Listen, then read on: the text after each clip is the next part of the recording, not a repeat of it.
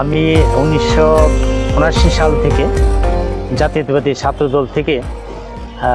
যোগদান করে আজ পর্যন্ত বিএনপির সাথে আমি সম্পৃক্ত আছি। আমি ঢাকা বিশ্ববিদ্যালয়ে জাতীয়তাবাদী ছাত্রদলের পক্ষ থেকে হল সংসদ নির্বাচনে অংশগ্রহণ করি এবং এই দীর্ঘ 46 বছর যাবৎ জাতীয়তাবাদী দলের সাথে আমি সম্পৃক্ত আছি, ভবিষ্যতে থাকবো ইনশাল্লাহ। তো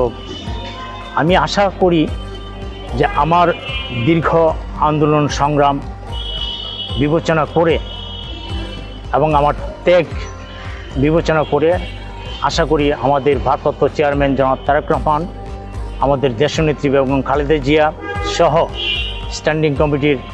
সকল সদস্যরা আমাকে জাতীয় সংসদ নির্বাচনে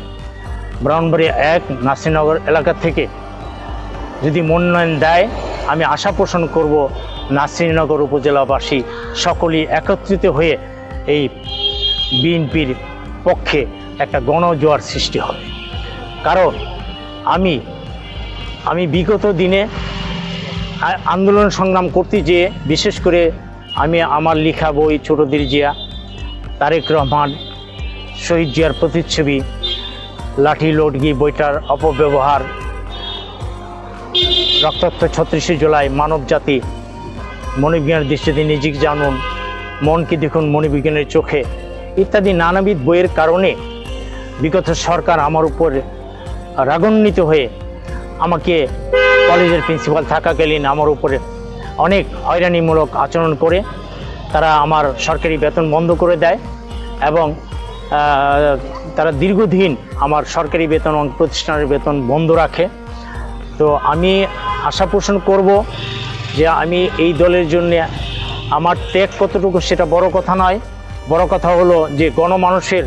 দল জাতীয়তাবাদী দল বিএনপি কিন্তু এই নাসিরনগর আসনে বিতর্কিত কিছু কর্মকাণ্ডের কারণে এই নাসিরনগর আসনে এই পর্যন্ত বিএনপির প্রার্থী জয়লাভ করতে পারে নাই। আমি আশা পোষণ করব যদি আমাকে দল সদয় হয়ে ব্রাহ্মণবাড়িয়া 1 নাসিরনগর আসন থেকে আমাকে মনোনয়ন দেওয়া হয়, সকল শ্রেণী পেশার মানুষ অন্তত নাসিরনগর উপজেলাবাসীর সকল ভোটার একত্রিত হয়ে আমাকে আমার পক্ষে এবং জাতীয়তাবাদী দল বিএনপির পক্ষে রায় ঘোষণা করবে। আমি উক্ত অঞ্চল অবহেলিত থাকার কারণে অনেক উন্নয়নমূলক কাজ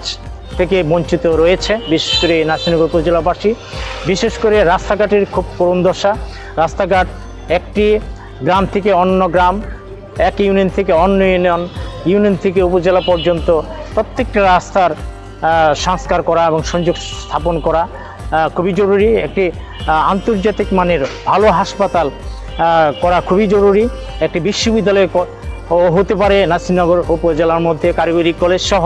অনেক, এবং পর্যটন কেন্দ্র হতে পারে। এটা হাওর বৃষ্টিতে উক্ত অঞ্চল, এই অঞ্চলে একটি পর্যটন কেন্দ্র স্থাপন করলে দেশ বিদেশ থেকে লোকজনেরা আসবে এবং এই দেশের মানুষ 8 মাস বেকার থাকে বলা চলে, 4 মাস তারা কাজ করতে পারে, বাকি 8 মাসই তারা বেকার থাকে। তারা যাতে বেকার না থাকে, তারা যাতে কর্মসংস্থানের ব্যবস্থা পায়, সেই জন্য আমি কিছু পদক্ষেপ গ্রহণ করব এবং ওই অঞ্চলে শিল্প প্রতিষ্ঠান, কুটির শিল্প, বিশেষ করে নারী ও শিশু নারীদের জন্য তারা ঘরে বসে যাতে কাজ করতে পারে, ছোট ছোট ক্ষুদ্র শিল্প গঠন করে তারা যাতে বেকার না থাকে, হাঁস পালন, গরু ছাগল পালন সহ বিভিন্ন পদক্ষেপ গ্রহণ করে এই উপজেলাকে একটি আধুনিক উপজেলা হিসাবে রূপান্তরিত করা সম্ভব।